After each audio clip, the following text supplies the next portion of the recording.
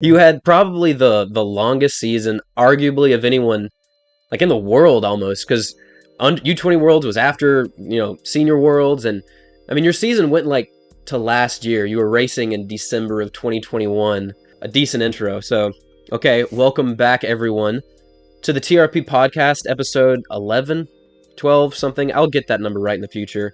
We're joined today by Will Sumner, high school record breaking extraordinaire, 200, 400, 500, 600, 800, you name it. 1500, it doesn't matter. He's gonna succeed.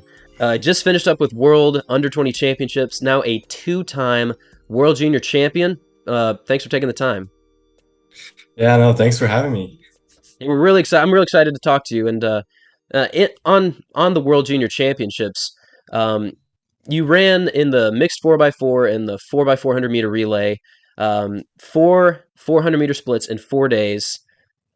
Talk to me about your experience in Cali, Colombia, and talk to me about what it feels like to be a World Junior Champion.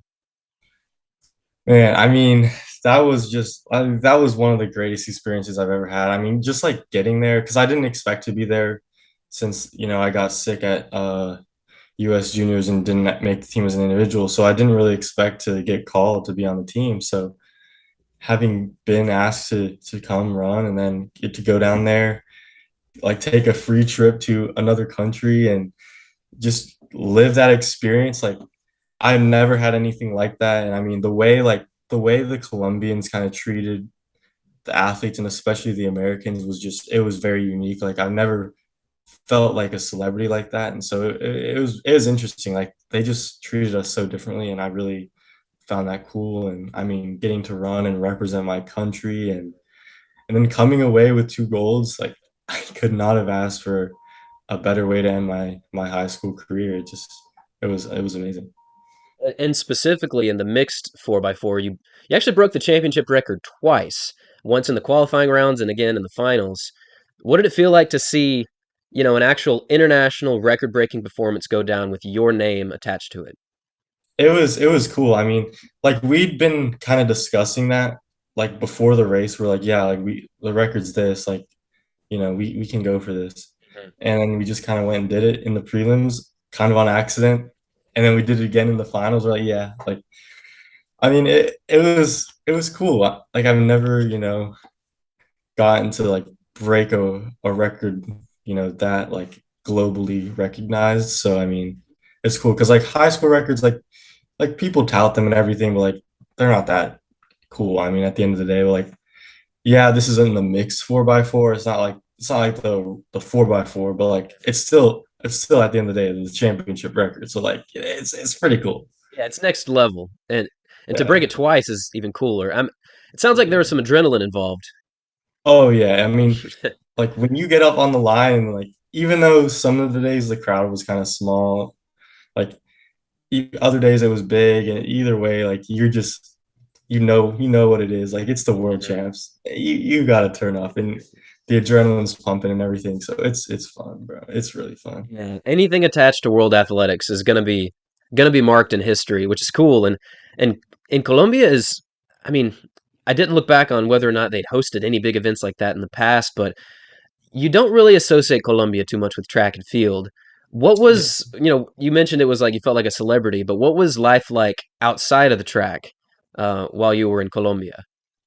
Yeah, so it was not ideal, but like it wasn't as bad as some people would probably tell you, but Mm, so we were kind of confined to our hotel for the most part. sure. There was like a mall attached to our hotel though. And on the first few days we were like allowed to go out and venture into that. And then as the days went on, they're like, nope, you can't go unless you have your parent come Mm. and then like sign a waiver for you to come out. So like that was the only way you could leave the hotel after like 3 days. The food outside of the hotel was great. Like Colombians know how to cook, so it was good. I'm trying to think of the dishes in Colombia because my wife's from Mexico. We have some Colombian friends. I've always wanted to go there, and I was totally laughing when you were there, and I was even joking with my wife about how we were going to talk, and I've covered you in videos, and you live like 50 miles from me tops, and now you've made it before me, and you're still 18, which I think is great. But I wanted to, when I was mentioning your championship record, I wanted to hit on Charlie Bartholomew, Madison, and Kennedy Wade crushing it in the 4x4 as well. What can you tell me about your American under 20 teammates and what they brought to the table in that championship record? Yeah, so I feel like Charlie was kind of like the energy of the team. Like, he was just like easygoing, like loose, just energetic. And I mean, he- that's kind of that's kind of ironic how he's the leadoff too, because like I feel like that's what the leadoff should do. Like they should bring the energy, you know what I mean? So Yeah, like yeah. not only on the track though, and off the track, he was doing that. And so he went out and I think his official split ended up being like 45-0 something. Um, Yeah, on and World yeah, Athletics it said like 44.5 or 6. I was like, yeah, "Whoa." yeah. It said 44-2 with like the Mm, hand time thing, yeah, but in the actual like results, it says I think 45-0. But that makes sense. yeah, so anyways, he killed it. I mean, he had the fastest split of the relay by far, I think, like out of anybody. And he led off too, so he didn't have the rank start. So yeah, he, got us off to a great start. And then Madison, um, I mean, Madison, she just like just did her thing. I mean, Mhm. ran with the lead, and then I think did I get it? Yeah, I got it in first. I think India was like hot on my tail, and then India and Jamaica were about 5 to 10 ish yeah, behind you yeah, guys. yeah, and then yeah. So Madison, I mean, she's chill. Like I feel like Madison and Kennedy are both pretty chill. I mean, kind of to themselves mostly, but Mhm. and I feel like I'm sort of the same way. It was like Charlie's like the outgoing, like kind of like loose guy. So yeah.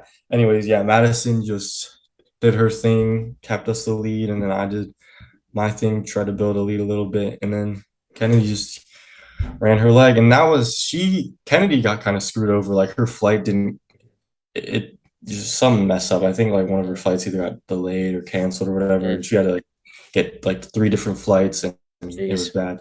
Like she didn't get until I think the day before we ran, so her preparation was probably totally off. Like Mhm. so, the fact that she went out there and then kept her composure and ran with the lead and still got us, first place at the end. I commend her for that. So that was great. I think overall, like our team just we worked well together, and it worked out. We got the goal. Yeah, it was like lightning in a bottle, I think. And little personal story for you. When I was watching your event live, and my son was looking at the race with you in the lead, and he was saying, "Oh, the guy in the yellow shirt, the Jamaican, or maybe it was the Indian guy, I can't remember. Oh, he's gonna catch him." And I literally looked at him and was like, "No, he's not gonna catch him. I know him. I've covered him. He's got the wheels to last another lap. So full faith, and I mean you crushed it again. So congrats." Thank you. Yeah, so we mentioned you had a very long season, going all the way back to December of 2021, now up to August 6th, and one of the most long, brutal, enduring seasons that I can remember. What words of wisdom or advice would you give to someone looking to stay on top of their fitness for 8 straight months? No easy task. Um, I'd say like you can't get complacent with anything you've done because like I mean this is like my third race of the season. I was breaking national records. Like I started my season off hot. Like you know what I mean? Hmm. It's hard to find motivation after that, right? Like you've done all this and it's like, well, what's next? So you have to, you can't be like, oh, well, I've already done all this, so like I'm done. Like you got to be like, nope, got to keep going. There's still more to do. Like you can't just because you've done one or two great things that you can just stop and you know quit for the season or just retire. Be like, I've done it all. Like you've got to keep being hungry and just keep attacking the goals that you set at the beginning of the year. Because like at the end of the day, no one cares like what you did in January or whatever, what you did in February. Like you gotta show out at the end of the year when it matters. And so, you know, you just gotta know that and just keep working at it. Words of wisdom. You have to put that on a t-shirt. Makes great. It's a great motivation. All right. Yeah. So okay. So we touched briefly on the intro. You broke two national records indoors. Like actually, you just talked about this. One in the 500 meters, one in the 600 meters, and the 600 was actually a statistically significant record because it was 2.61% greater than any previous record before in high school history, which is astounding. That was worth a video in itself, just the percentage. But looking back on those two races, which one meant the most to you, and which one do you think you really got the most out of yourself? Easily the 600. Um, because so the whole philosophy behind like my indoor season was I'd go for the 600-meter record because my dad had the national record back when he was in high school. So it was kind of just like a family thing. I kind of wanted to do it for him, and so I kind of ran the 500 as like a test just to see like if I was in good enough shape to run the six. I mean, yeah, I wanted the national record there, obviously, but like it was more so just to kind of get in there and like see if I'd be capable of the six. And then I ended up proving, yeah, I was. And then going into the six, like I was just stressing like the whole day. And then to come away, like run from the front and do what I did, like I just feel like it couldn't have been like I think that was the best race I've ever run, like by far. Like I've never come close to that level since then or before then. And like that was the only time I've ever cried tears of joy. Like just seeing my dad after the race, like just how happy he was and all that. Like I just started crying afterwards, and it was just like it just meant so much to me. And also my uncle was there too, and he was like taking pictures because he's a photographer. So all of that like just bottled up into one race. Just I don't know. It was awesome. Do you think it helped or added more pressure knowing that your dad was there recording it, potentially putting it on YouTube, on his successful YouTube channel, by the way? Yeah, I mean, I don't think I really knew he was recording it. Honestly, like I knew he was watching, obviously. Hmm. All I could think about was like just like, hitting my splits and like what I needed to do and then I was just and then I got so nervous to the point where I'm like, I don't even know what's going on anymore. Like I don't even know if I want to run. Like I just kind of want to go Yeah. home. And then the race kind of just started and like instincts took over and I don't know. So I didn't really think about much other than how fast I was running. And that sounds kind of like what your dad actually said back in, I believe it was 1989. There was an interview with him after he won what was it, the National Prep 800 and 150. He was saying how he's just always nervous, and sometimes people might misinterpret that as focus. I'm not sure if you're familiar with that clip, but it's fantastic. Um, Yeah, I have seen that video. it's great. Yeah. It's just a beautiful moment. So, what would you say is more significant, getting the national record or getting that family record in the 600? Um, I guess they're a I little bit of mean, both. Kind of an unfair it's question. yeah, I feel like they're kind of one and the same, but I Yeah. mean, it, yeah, like just getting it, like I feel like I did that for my dad, and so like that just meant a lot to me. Um, I don't know. But either way, like it's awesome either way. Yeah, it's really cool. Shout outs to Brad. I have to give him a thanks for me because he provided some really good footage. So yeah, thank you. And yeah, those two performances were tremendous. And we'll have to link those videos because they're really unique dives into what you did. But for my personal taste, I was a huge fan of your state record breaking 400 and 45.78 that you ran later this season. Um, what did it feel like to break that record in comparison to the indoor times? That one was like I was just shocked, like because my outdoor season didn't go as I kind of hoped, honestly, at least to begin with. Like I was kind of struggling after indoor. I was kind of struggling with like a lingering hamstring issue, and it took me probably like almost a month to even be able to like fully start training again, and like get back to where I wanted to be. So I've run like two good enough 400s, like they're like 46 nines, I think, and I didn't really know, and I knew like I should be running 45s at some point this year, and theoretically it should be now. But I hadn't, I hadn't been able to do half my training that I was supposed to be doing. And so I'm like, well, I just gotta go run and do what I can. And if it happens, it happens. If it doesn't, it doesn't. And so I just went out there and I I mean, I put it all out there, and when I saw that time, like I was shocked, like because I knew I broke the state record, and I knew like Antonio McKay had that record, some say Elijah Godwin had it, some say Antonio McKay had it. I think officially we say Antonio McKay, but either way, Yeah. I just knew how big that record was, like because of how many great 400-meter runners we've had in Georgia, and so it's like just having that all come together and through the like tumultuous start to my outdoor season, it was awesome. It was really like I was just so shocked. It was closest I've come to that 600 in terms of like just how happy I was after a race and how proud I am of that moment. I think what I noticed about that race was you really went after it immediately. Like the first 100 meters, you made up the stagger on the outside, uh, and sometimes that's to your detriment if you go out too hard. But I mean, for that one, you really looked like you were chasing after the time as well as the athletes. Was that sort of the plan to just attack from the beginning? Yeah, so leading up to that race, I'd been because I do like to watch a lot of races like from the past, like either learn things or just like get motivation or whatever. So I've been watching a lot of Michael Johnson's world record race back Ooh, in, I think, was it 99. 99? Yeah. Yeah, The one Seville. in Seville, yeah.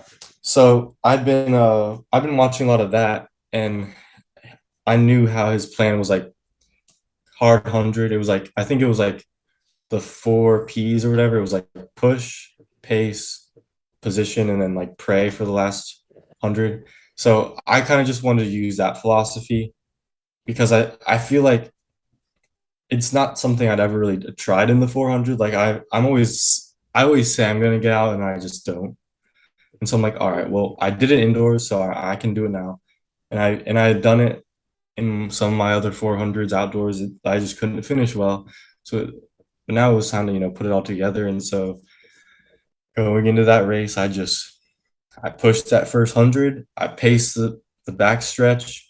I kind of just got up onto Joshua's shoulder to my outside, and then that on that curve, I'm like, just focusing on my position and just making sure I'm like right where I need to be. Cause like I knew going into it, like I'm the only 800 guy in that field, but I also know like I'm probably the second fastest 200 guy in the field. So I know I'm strong and I also know I'm fast. So I got to trust myself and just, you know, kill it in that last 100. And so I don't know, I just kind of ran the way I wanted to and it worked out and I couldn't be happier. Yeah, definitely worked out. Yeah, and on the topic of fast and strong, y- piggybacking off of that great performance was your trip to Nashville, where you ran a beautiful 800 and were kind enough to like refer me to that footage where you ran 146.53. Did you approach that race with a similar mindset, get out, stay strong, or was it more of a I'm adjusting into the 2 lap race, change my racing plan up front? It's I can't really say I approach it the same because they're just two completely different events, Yeah. honestly. And so the way I approached that was I just looked at it like, yeah, these are all pros and collegians I'm running against, but I believe I'm the best one in this field. So I'm gonna go right off behind the rabbit, and then as soon as the rabbit steps off, it's on me. So that's kind of just how I approached the race, and I went perfectly to my plan. The only the only real things that happened in that race, because I don't think there's an actual video of the race, but Yeah, like try. I was looking for it. I think that was before actual like racing footage started on ESPN yeah, 3. no, they like packed up right before my race, I Eh. think is what the guy was telling us. But yeah, so my whole thing was like, go off behind the rabbit, and I wanted to go 51.5 through 400, and that's what I did. Okay, truth be told, I wanted to run 145 that day, which is Mm. why hence the 51.5 first lap. And I ended up hitting that perfectly. And then I also had my dad at 600, and he was like just gonna be my split guy, and he told me before the race, I think he was like, if I say 118 or faster, just anything you have, just let it out because Yeah. you're on to something. So that kind of stuck in the back of my mind. And so like 200 in, I was breaking in for pole, and then I got clipped a little bit, and then that was like before the nerves really settled in, and then after I got clipped, because I got clipped twice, it was actually almost bad. Um, And then that kind of like set a fire on me, like, okay, yeah, I need to start running. So that kind of got me back up onto the rabbit because I was sort of falling off, I think. And then once they started clipping me, I kind of got back on, got through four, perfectly paced. I think the clock said like 50 point or 51 low, but that was just what I saw. It was ended up being 51.5. And then I just kind of think with 400 to go is when I hit the bell, I just kind of threw in a little bit of a surge. Because another thing my dad tells me, I don't know if you know, my dad's like kind of one of my coaches. Yeah. So he tells me like surge, throw in surges to stay on pace. So I threw one in at 400 and then again at 500. And this was when I'm like, wait, 300 to go. I'm still leading. They're not coming up on me. This is it. And so I'm just kind of putting on the pressure.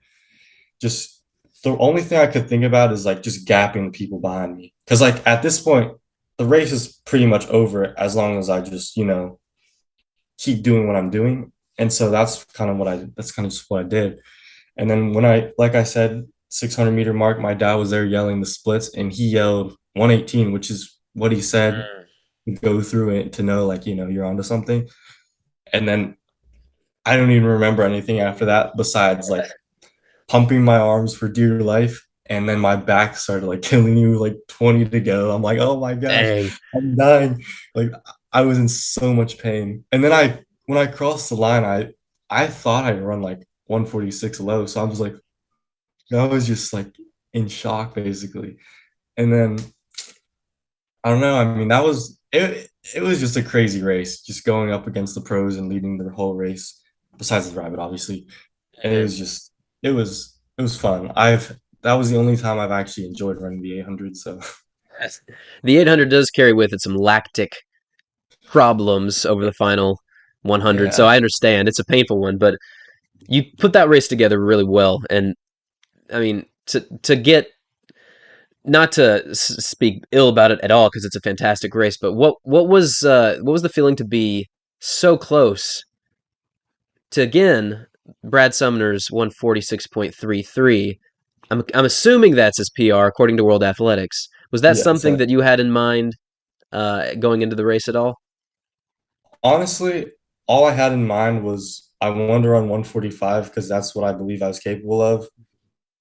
And then other than that, it's like, well, I still PR'd by almost 2 seconds, Yeah, it was and I huge.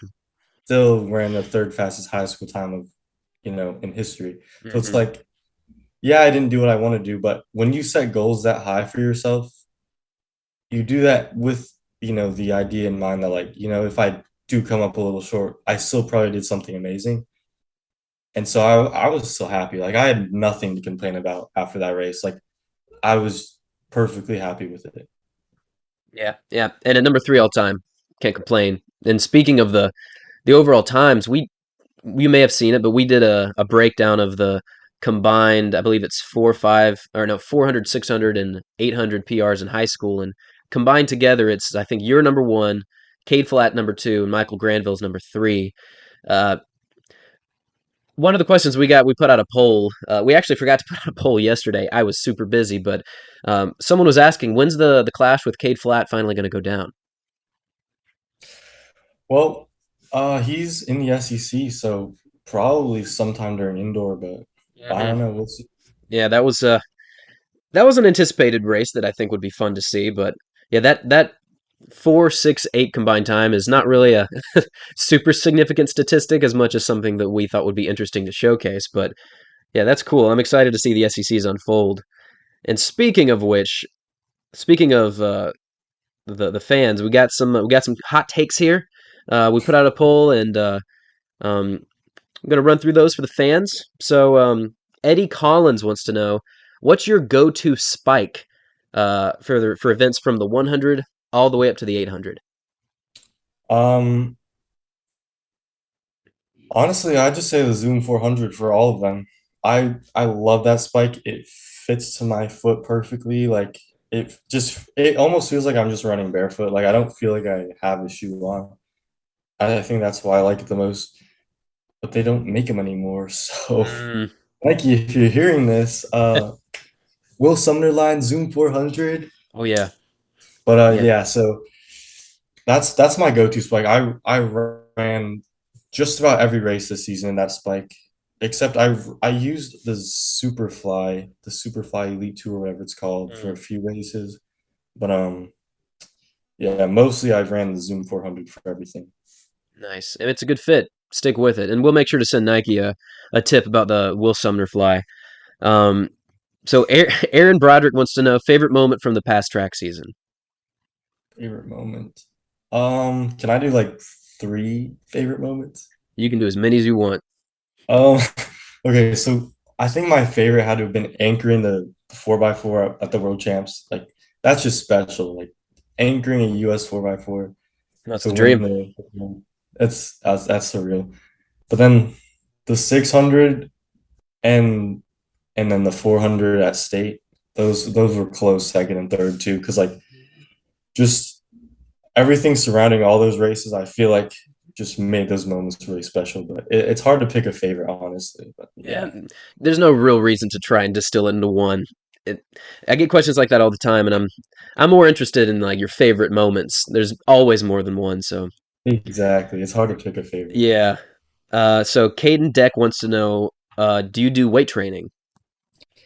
No, so I don't do any weights, but I mean, occasionally I'd like go in because I have like a little hex bar in my house. So I'd like occasionally I'd do very light deadlifts just because I had tendonitis in my knee, and so I the goal of doing those deadlifts was just kind of build strength back up to help kind of alleviate that. But other than that, I didn't do anything, and I only did that maybe for like 4 weeks during the season, or maybe yeah, like 4 or 5 weeks during the season, like twice a week.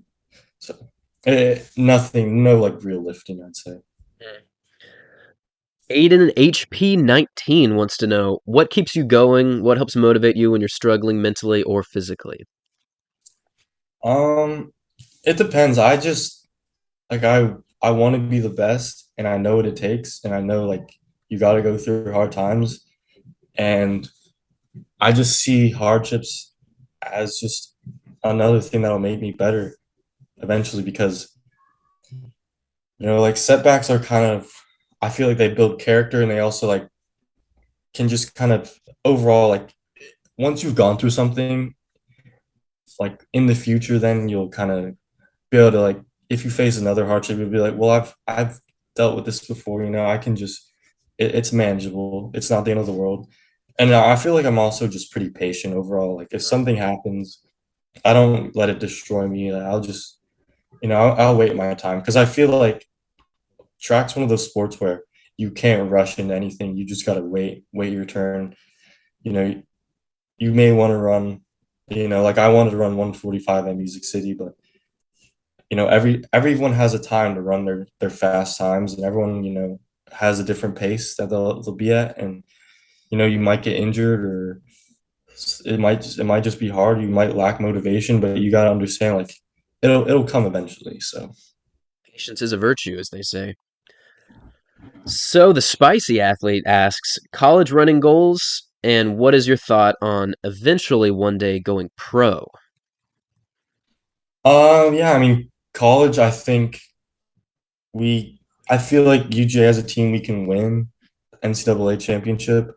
I think our 4x4 will be good enough to win NCAAs. Um, and then personally, I think I'd hope to at least, be a contender for the NCAA title next year. And I think hopefully hopefully get under 45. I want to be in the 44s next year for sure. And hopefully eventually the 43s. Um, and then also be, one of the top 800 runners in the country, like hopefully in the low 140 range by the end of my college career. And then, yeah, I do want to go pro.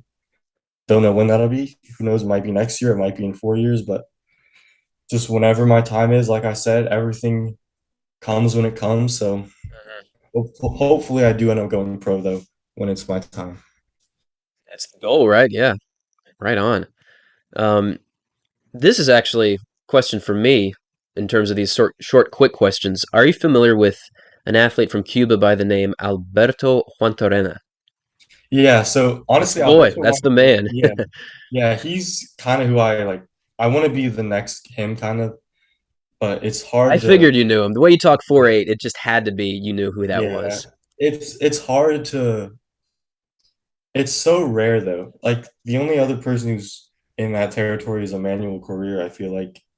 And even like I don't yeah, his 800 is faster than Juan, but Juan four is faster, and I think Juan is also in a slower era. And so I hope to, kind of be like that next, person who can dominate, like be the best in the world in both the four and the eight. It's it's not going to be easy, and it's going to be hard to really get that into fruition. But I think hopefully I can be some at least even a shell of that would be awesome. Like to like make the four and the eight in the Olympics would be crazy. So like Yeah, to and win, to win both in the oh same man, Olympics, that would be it's just man. absurd. Yeah, and he does Yeah. he does come from a previous era, like you said, but I mean, watching him run and his overall times are just incredible. I've debated on covering the best strides in history and the most aesthetically pleasing, and I mean, your boy Juan is right up there on the list. It looks like each stride is like 10 yards. It's just ridiculous how open Yeah. his hips are and how smooth he runs. And speaking of which, I mean, you've got a very what looks to be balanced and poised and I mean, aesthetically smooth stride. Do you do stride drills or is it more of just a natural thing that you have? I feel like it's just natural because I mean, yeah, I didn't really start like truly running until high school, like, but I feel like even when I ran, I dabbled in youth track, and I feel like that was kind of where I started my running. So it's not, I've been doing it for a while, and so I feel like I've been able to kind of fine tune everything. And then once COVID started, taking over everything, and I started going to like this private coach for sprinting. I feel like he really refined my mechanics. Like, yeah, I'd been doing it for a while, so like I was used to running, but I feel like he was kind of the one who got me to like, really, really just understand the concepts and everything. But then since then, because I was sophomore year, so since then I feel like no, I don't do any drills or anything to work on that. I feel like it's just kind of it feels natural now, and it's just I don't know. That's really the best way to put it. Good genetics, you might argue. Perhaps, yeah. I mean, both parents were runners, so it definitely helps. All right, and last fan question: was there any consideration for the championship record in the men's 4x4 in the Colombia youth games, or not youth, but junior championships?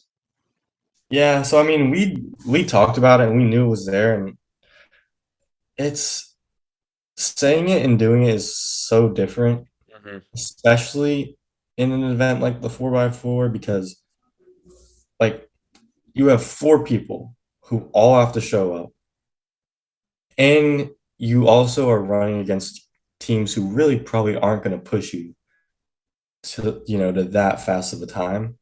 I mean, we dominated that race. Like nobody was close. So like we didn't have anyone pushing us, and it was just like it's just hard to execute a record like that. Like yeah, we wanted it, but man, that like 3 flat .33, that is just absurd for That is, U20. yeah, that's moving. That's college, approaching college national record, honestly. So Yeah, impressive time for sure. yeah, So exactly. let's step off the track for a second. We'll return to the oval, but we'll take a breather for a second. I know you're an avid piano player. In fact, you have a YouTube channel with massive potential for growth. What can you tell me about the Chopin Prelude in 3 minor, Op 28 number 4? Prelude in E minor, You Opus know, 28 number some 4. people say that Chopin wanted this to be the song played at his funeral.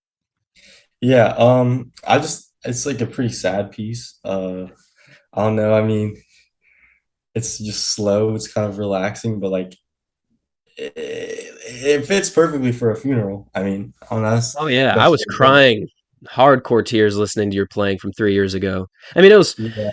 it definitely is a sad piece, but let's say I was impressed by your playing. How long have you been playing piano? I started in seventh grade. But yeah, Nice. now that I'm in college, it's hard to like keep up with it. But I mean, I'm doing what I can. So Do you have a portable keyboard, anything UGA with you now? I don't have one in my room, but Mm. our my whatever it's called, residence hall has a Mhm. piano in the main room. And Cool. then there's also like the music school is literally right right across the street basically. Mhm. So I've gone in there once to just practice, but I don't know. It's a little difficult because like not having a teacher and everything is kind of hard, but it is what it is. Yeah, it's one of those skills you'll keep, and you'll get to impress some people in the lobby. So that'll be cool. Yeah, yeah. Hopefully I can keep up with it. Yeah, yeah. Uh, so this is close to the track, but still off technically. Earlier in the season, you were kind enough, generous enough to film Matthew Bowling running a 19.92 at the Georgia Tech Invitational. We sent out a message on our story, and man, you jumped on that. You're like, "Yeah, I'm here. What's going on?" And I don't know if you know this, but that was, I think, one of two videos of him breaking 20, and that made it to the front page of Let's Run. I mean, it's gotten over 500,000 views so far on our YouTube channel. Thank you, first off. But I think there's any potential of jumping into production, creating more YouTube content from that moment? I mean, shoot, like if my video skills are that good, I mean, it was I'll take the honest, job. honestly. Yeah, right, yeah. We'll have to get an internship going so you don't get any payment to ruin your junior eligibility, as it were. But honestly, the angle that you got and the crispness was pristine because we have had people nice enough to get us footage in the past. Honestly, I give you a 10 out of 10. It was Good. immaculate. So I'll I'm take it. impressed. I'm impressed, man. Yeah, it was solid. We'll have to see if you're at any other events. Might have to collab some more in the future. Well, I Um, mean, I'll be at all of the events, but I'll be running, so yeah. Uh, so we talked about this briefly on the intro, but you're now at UGA. Shout out University of Georgia. Go Dogs, my alma mater. yeah. Less than shoot, you haven't even taken a complete week of classes. Um, you don't even know anything yet. You still have so much to learn, but so far, what's your experience been like? Officially uprooting to college. You're so fresh in your room. You don't even have any art on your wall yet. How's I it feeling do, so I do. far? Oh, you do. Just not on Okay. that side. Oh, I Just gotcha. not, Yeah, just yeah, yeah. not back here, but I have it Okay, cool. here.